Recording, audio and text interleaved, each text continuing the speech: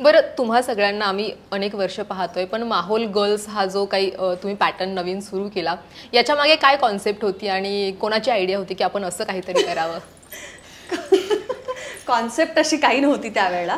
ते माझ्या वाढदिवसाला आम्ही सगळ्यांनी भेटलो होतो आणि मी आता हे मला वाटतं आपण सांगितलेलं पण आहे बऱ्याच इंटरव्ह्यूमध्ये, पण माझ्या बर्थडेला आम्ही असंच दोघी जसं बोलतो, कारण आम्ही विदर्भातले आहोत, तर आम्ही असंच बोलत होतो आणि ह्या सारखं विचारत होत्या, काय काय म्हणाला, मग ह्याला काय तुम्ही हे म्हणता, ह्याला काय तुम्ही ते म्हणता. मग मी असेच उगाच 4 शब्द शोधून काढले आणि तेव्हा एक ट्रेंड होता पण अशा टाईपच्या रील्सचा. आणि मग असंच रात्री अक्षरशः जाता जाता टाटा बाय बाय करता करता दरवाजात एक रील शूट केलं आणि मी ते दुसऱ्या दिवशी पोस्ट केलं आणि then it went viral and हाव.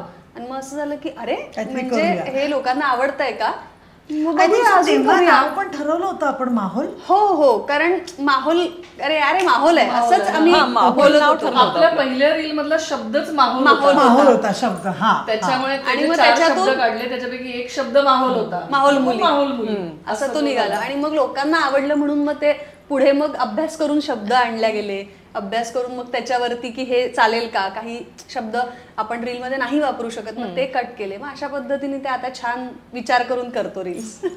बरं, कामाच्या सगळ्या व्यापातून यासाठी वेळ काढणं हे किती कठीण आहे की आता हे लोकांना आवडते आणि आपल्याला हे करायचंच आहे? कठीण आहे. तूच सांग बरं, आपण किती दिवस झाले बोलतोय. सुट्टी असली ना की खूप कामं लाईनअप असतात, काहीही असतात. तुमच्या आमच्यासारखी आज समिधाचं असू शकतं, मला पंखेच पुसायचे आहेत. समिधा इज दॅट की तिला सुट्टी असली की ती पंखे पुसते. मृणालला आज कपाट आवरायचंय. ही काहीही कामं असू शकतात, काहीही.